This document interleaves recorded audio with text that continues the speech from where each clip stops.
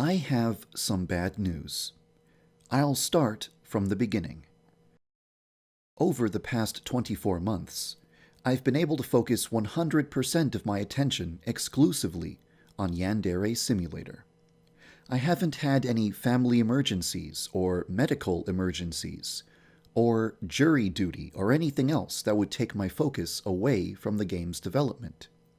However, over the past 2 weeks, a lot of stuff has been going on in my personal life that took up a lot of my time and took a lot of my attention away from Yandere Simulator. It's actually kind of miraculous that I went for 2 years without having any major interruptions like this. I don't think that my YouTube channel is the right place to discuss personal issues, so I won't be elaborating about the problem here. In an average 2-week period, this is how I spend my time. Unfortunately, the time that I would have spent working on Osana was taken up by annoying personal garbage that I wish I didn't have to deal with. As a result, I don't have any exciting Osana progress to show you today, or any huge new features to show off today. It's very disappointing to me that the past 2 weeks worked out like this, but some things are simply out of my control.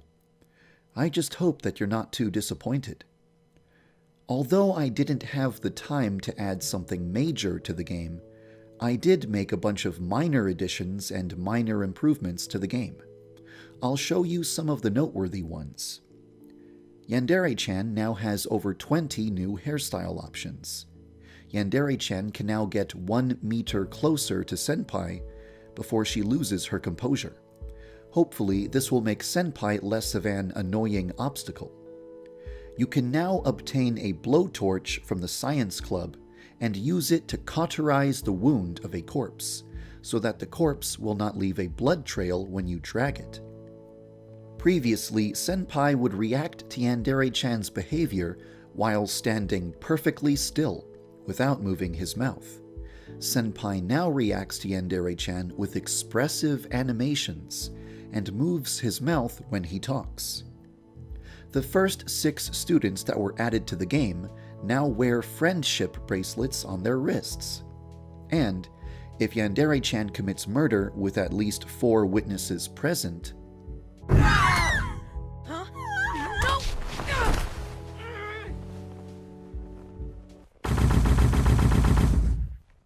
she will be apprehended by those witnesses.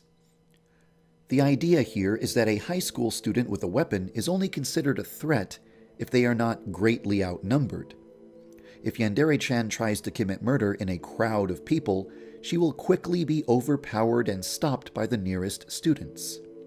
It's possible that, in the future, this will be balanced. For example, maybe witnesses won't be brave enough to apprehend Yandere-chan unless there is at least 1 student with a heroic personality nearby, making the first move. Or, perhaps students with a cowardly personality will never be brave enough to apprehend Yandere-chan, no matter how many people are present.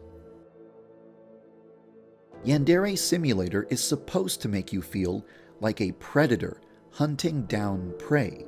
However, you shouldn't feel invincible. Every person at school is a potential victim, but is also a potential threat. Before, they could only report you to the police or ruin your reputation by telling others about your true nature. But now, they can also physically overpower you with superior numbers. As a result, you will have to pick your battles more carefully from now on. The list of things that were added or fixed this week would be longer if I had included everything that I added or fixed regarding Osana. But none of that information would be meaningful to you. I could tell you about the Osana-related bugs I fixed, but because I'm the only person in the world who has even experienced those bugs, I would just be telling you about stuff that you didn't even know existed in the first place. In short, I did get to make progress on Osana, but it's not anything I can show you or tell you about. Now, I'm going to talk about Metal Gear Solid 2. In MGS2, there's a bucket of ice. If you shoot this bucket, a bunch of ice cubes fall out. If you wait long enough, the ice cubes will actually melt. When I first saw this, it blew my mind. I was like, whoa, technology! Okay, back to Yandere Simulator. If you ask Osana if she needs help with anything, she will tell you that she lost her phone charm. If you don't find the missing charm, Osana's phone won't have a charm on it. But if you do find the missing charm and return it to Osana, then the charm will be visible anytime Osana takes out her phone. I want to put a lot of little details into the game to give people the same "whoa, technology" feeling that I got when I played Metal Gear Solid 2 and saw all of the attention to detail. This is one of the reasons why it's taking so long to implement Osana. I'm putting a lot of extra care into her to make her much more special than the average NPC. I always try to update the game on the 1st and 15th days of every month, although I'm usually one day late. On January 12th, I realized that I didn't have enough time to implement a significant new feature before my next deadline. Actually, this situation is nearly identical to something that happened exactly 1 year ago, when I wasn't able to make significant progress during the first 12 days of January, and tried to think of something cool I could prepare with only 2 or 3 days of time. It's super creepy how closely January of 2017 lines up with January of 2016. In January of 2016, when I only had 3 days to prepare an update, I used those days to create an Easter egg. This decision was heavily criticized because just 2 days prior to adding the Easter egg, I had released a video stating that I wanted people to be able to take Yandere Simulator more seriously. The decision to put a new Easter egg into the game seemed like a direct contradiction to everything I had just said in my previous video. Then, in January of 2017, I found myself in the exact same situation. With only 2 or 3 days remaining until my next deadline, I was faced with a choice. Do I make progress on something serious that wouldn't be ready in time for the next deadline, or do I work on something fun that can be completed within 3 days? If I chose to work on something fun, I would run the risk of repeating history and sparking anger from people who don't want me to spend any time working on Easter eggs. Well, you know what? The past 2 weeks were really rough, and I wanted to do something fun. So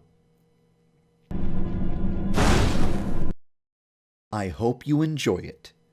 Activating this Easter egg requires the player to follow a few steps.